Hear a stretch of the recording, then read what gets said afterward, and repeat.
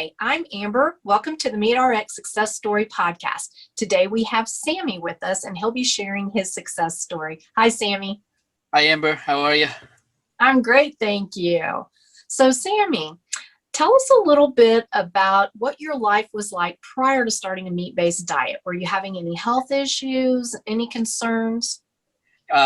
So because of COVID and, just like the whole shelter in place, I had become the heaviest I've ever been in my life. And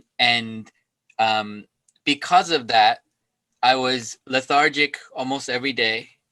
I was snoring really, really. My sleep apnea was getting to the point where my wife was worried that I was like, some people when they get to that top point of their sleep apnea, she would count 1,000, 1,000, 1,000, and at that point you start to worry if some, because people die from sleep apnea. So that was a serious concern for her, and just professionally and physically, it was bad. I was, I was, I wasn't doing great. I wasn't checking my blood glucose or anything like that, but it was, I was just not taking care of myself, and I'll be honest, I was in a video at church, and during like the pre-roll and they were streaming, I saw how fat I got. And when I saw that video, I was like, something's got to change. And, I started getting more serious. And through the journey, I started exercising more. But my exercising, I was still on the thing of move more, eat less, move more, eat less. And my results were not that great. And I found a book by Dr. Phil Maffetone, and he mentioned anti-inflammatory diets multiple times in the food. He said, look, just because you burn 1,500 or 2,000 calories when you exercise, doing long runs, it doesn't mean you can just eat 2,000 calories worth of crap. And there was an aha moment. And I remember posting on my Facebook wall, who knows anything about anti-inflammatory diets, right? And one of my friends, Jack, wrote the word carnivore diet. And when I heard that, I was like, I tried being vegan. It sucked. Um, we tried different supplements and protein powders and all these things, blah. When I heard carnivore, a light went off in my head. Like, I think I can do that. So I bought the carnivore code, and I listened to the whole thing one weekend, and I essentially said to my wife, we got to do this. She was overweight, I was overweight, and we emptied the pantry with a lot of the temptation stuff, and I just went to the grocery store and bought about $300 worth of different meats and just really started my journey from there. And and yeah, in the beginning I was really scared. Now, thankfully, I didn't have the explosive number 2 for like 10 days that a lot of people do. We were both pretty good on that. And then I had to work through a little bit of the constipation, because I was like, if I don't have fiber, how, but I worked, figured out a good rhythm for that. And I remember getting on a Zoom call with somebody who hadn't seen me about 6 months. And they said, oh my goodness, you look so much better. And I started feeling so much better. So that was really a big part of discovering like carnivore and getting into it and studying things on YouTube, but also settling into what was right for me and what was right for my wife. So yeah. That's awesome. And yay for your friend who mentioned carnivore diet. Yeah, we message all the time now. So yeah. That's awesome. Okay, so when you first started, you talked a little bit that you went out and you bought a bunch of meat. Mm-hmm. Tell me, like, how did you implement the diet? What did you include? What did you not include? And you talked a little bit about of some transitional issues, but did you experience anything else? Well, at first I was trying to go like hardcore grass-fed only until I realized how crazy expensive it was. And I saw a video from Dr. Ken Berry that said, look, if you're not eating the standard American diet but you're eating like beef and things that you can source locally at the Costco and the local Aldi and places like that, it's still significantly better than the carby stuff and things. So I kind of, you know, kind of said, okay, you know what? I know we were spending around 7 to 800 a month on groceries, beef on the standard American diet. I have 3 children, but that was also going out to eat, you know, Chinese food, pizza, different things like that, right? Fast food when I would, you know, because I knew what my food spend was. My friend said, look, I know you think beef is expensive. I know you think you're not going to eat ribeyes every single day. Once you settle into your pantry, you will end up spending less because you're not buying junk, right? So I went to Costco. I I found full size beef briskets, like $2.99 a pound. I got full pork bellies, and then when I got the steaks, I got the full steak, and I started butchering it myself. Again, YouTube is such an invaluable resource to learn how to trim and cut meat. But with this whole nose to tail, I took all the fat trimmings and I made my own tallow. And man, when you cook eggs or other things and you use that in like, all the vegetable oil, canola, soy, all that stuff in the trash. So I started to really embrace, waste not, want not, and this whole nose to tail. And, figuring out now, like researching, how do I make brisket more tender? And, got myself a little smoker.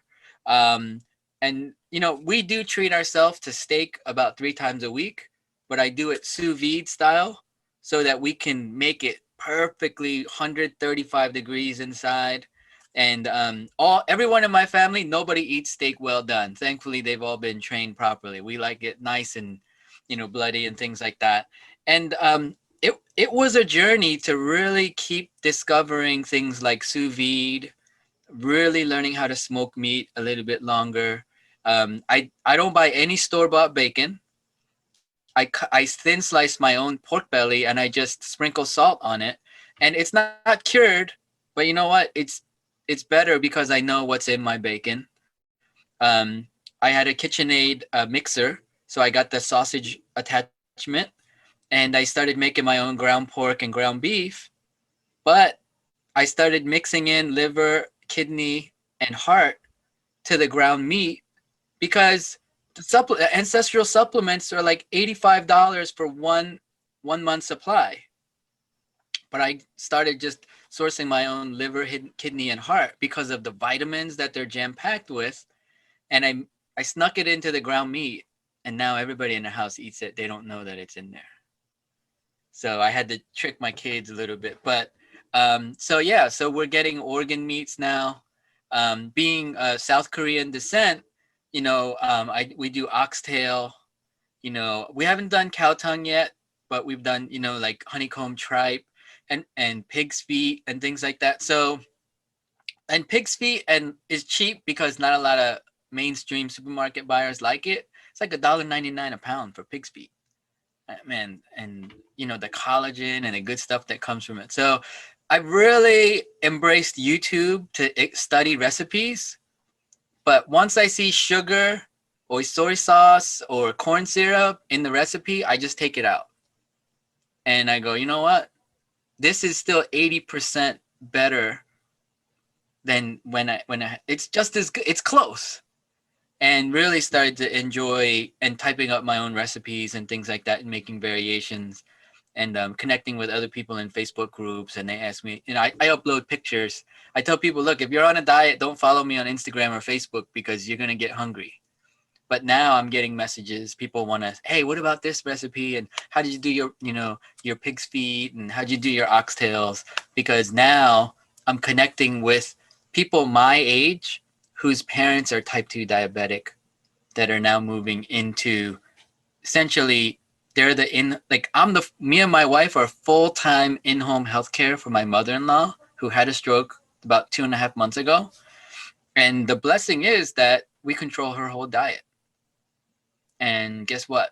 She lost 18 pounds in 2 months living with us. She's off insulin about 3 days a week. Our goal is to have her fully insulin free. She is feeling better and better every day. And, she does intermittent fasting. The days we do 18-6, she does 18-6. The days we do 23-1, she gets really cranky in the last couple hours. But the things that are happening inside her physiology when she gets into that 20 to 23 hour range, it's healing her. So I've been really just thankful to dig into the community, ask questions, but also find out what's right for me. I use Frank's red hot sauce. It's got 3 ingredients, but you know what? That one nightshade doesn't mess me up. So I'm okay with it. And that's the other thing I discovered. Like some people are like, oh, you can only do this or you can only do that. Well, some people who had a ton of allergies and a ton of antibiotic response in their gut, I get it if you got to go like full lion, like meat, salt, and and butter. That's it. Or not even butter, because some people dairy really messes with them. But I can't be thankful enough to have discovered, this way of eating. And the health benefits are totally amazing. I'm going to be 46 years old this year. And my wife is like, you look better than you did when we first got married. Without my shirt on, things like that. So that's been really good. So I'm really thankful. Yeah. That is a great story. I love that so much. So just real quick, go over any transitional issues you had. Being Asian, I thought I was going to crave rice every day. I got over white rice and brown rice pretty quick, but the snacking, I work on my computer a lot, and I realized I always had some nuts or some chips or something. And when you're doing 23-1s and when you're doing 18-6s on your intermittent fasting, I just had to banish all those things from my pantry. And my wife told my kid, look, I'm buying this for you. You need to stash this in your room, because when daddy gets hangry, he's going to start rummaging through the pantry. So we did that. And you know what? You know what some of my compromises were? 85% dark chocolate that literally has 2 net grams of sugar per cube or per square, and really sourcing higher quality chocolate so that, again, even with the consideration with coffee bean, I'm not looking to ingest mold from cheap chocolates and things like that. So the transition was learning to read the nutrition facts or lies, especially in the United States. If it's less than a certain percent, they get to put 0 because they get to magically round down. So learning to read the nutrition facts and also all the hidden ingredients that are actually sugar, but they're a different name. I really had to train myself better with that, and also work with my wife. I do 95% of the grocery shopping now because, because of COVID and stuff like that. But we really had to educate ourselves so much more on certain ingredients that have hidden sugars and carbs in them. Because some people, some people just be like, oh, this is fine. I read the nutrition facts. They eat it for 2 weeks straight and they gain weight. And they're like, what the heck? So the transition was more education, more awareness. I don't have a ton of weird vegan friends that keep trying to convert me back to their way. I've been pretty good with that. But on Facebook, once in a while, I get a couple of DMs from people. But for the most part, snacking and really the willpower to clear out your pantry right the first time. So if anybody's watching this and you're like, I'm starting March 15th, or I'm starting the first day of the month, the last day of the month, have your final goodbyes and take it all out to the trash or donate it to other people, because that temptation gets strong in the first 2 weeks of your transition. So That is absolutely true. Get rid of that stuff. Don't leave it there. If it's there, you're going to eat it. It's true. Yeah. Even the ones with the most willpower, they're going to cave eventually. Yeah. Okay, so now let's get to the best part. Let's hear about how things have improved since you've been more meat-based. What's going on there? Okay, so one, the sleep apnea is almost gone. I use a sleep tracker, and I'm having nights where the app says you snored 0, and you're getting into deeper REM sleep. So for anybody who has sleep apnea, uses CPAP and things like that, and the doctors wanted to cut my face open just to do a deviated septum surgery, and then they were still going to put me on a CPAP. We're like, that's nuts. You know what? And when I read in Carnivore Code that sleep apnea was also one of the benefits, I was like, okay, I could do this. Having a wife that is able to sleep in peace because you're not snoring, the benefits in the romance department are huge for carnivore. Your your free T, testosterone and things like that. She can tell the difference, and so that's fantastic. So especially people who are type 2 diabetic and things like that that really have trouble with blood flow, carnivore is going to change your, it's going to bring a serious improvement. And I don't want to get too graphic, but it's great. So that's been awesome. The other fact is having much more energy. Much more energy. Now, me and my wife, we're on an overnight schedule. So I sleep at 8 or 9 p.m. I wake up at 3 a.m. and my wife sleeps at 3 a.m. and sleeps until 9 a.m. And we kind of trade off, like, because my mother-in-law still has, needs help going into the bathroom and things like that. And yet I'm still working my regular work. I have plenty of energy. It's a little bit chilly here in New Jersey, but once the weather warms up a little bit, I'm going to continue to do outdoor exercise again, get more vitamin D on my skin and things like that. And so the improvement there has been good.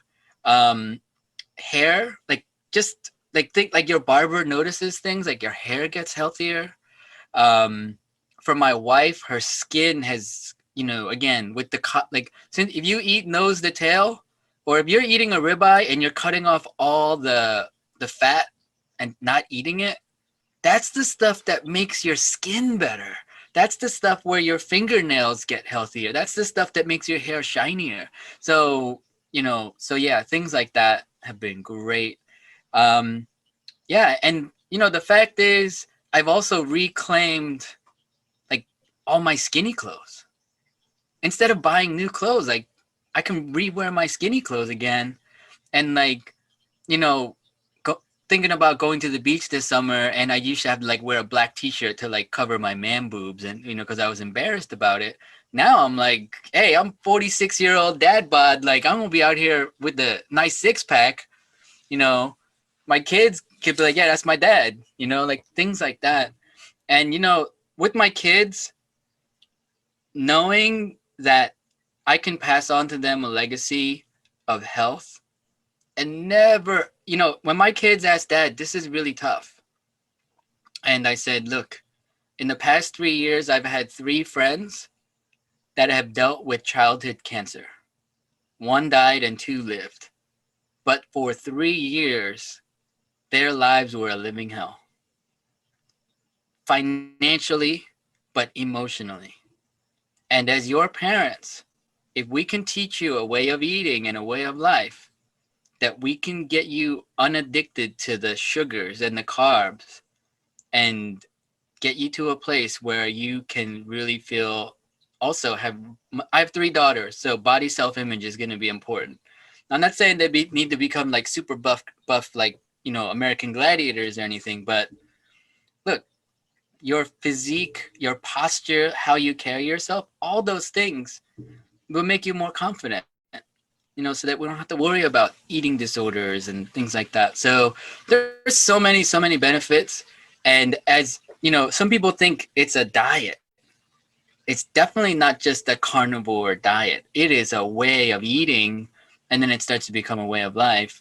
I mean, my wife is like, "What did you buy from Amazon?" He's like, "Well, I need this thing to process meat, or I got a vacuum sealer, or I got this new knife that's super sharp or better, or we got rid of all our plastic cutting boards and now we're using natural wood cutting boards because of even things like estrogenics and things like that." And so like we started removing a lot of plastics, and moving to either silicone type things that are totally not just BPA free but BPS free and things like that, or totally glassware for all our stuff, and metal and things, like we have a French press that's metal, and things like that. So it's like you can't do it all in your first month, but you transition and you keep getting cleaner and cleaner and getting more and more discovery.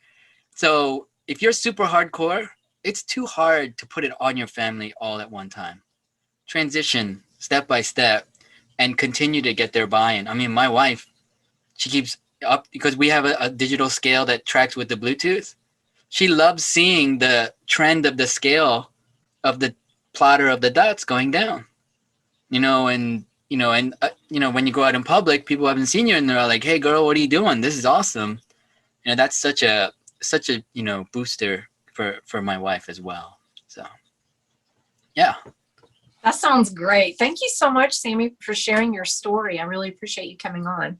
Yeah, my pleasure. I mean, tap into something. If you just had a doctor tell you you're pre-diabetic, if that's what's going to push you over the edge, make a change. Or if you saw a picture of yourself and you're like, "Dang, I got fat and I am embarrassed." Let that be the last thing and dig into that, because life is way too short to be on 17 prescription medications and in and out of the hospital and, having some doctor tell you that you need a prescription and then you need another medication for the side effects and it might not even work anyway, or worse, putting your kids through like my mom died of cancer. It was 18 months, not good. And I would never want to do that to my kids. So do it for yourself first, but also do it for your loved ones, so that you can travel the world, you can see amazing things, and, or play with your grandkids. There's so many good reasons why. And it's easy to do, but it's easy not to do. But we just stack together good decisions every day. So. Very well said. Thanks again for coming on, Sammy. My pleasure. My pleasure. Thanks, Amber. Bye. Bye.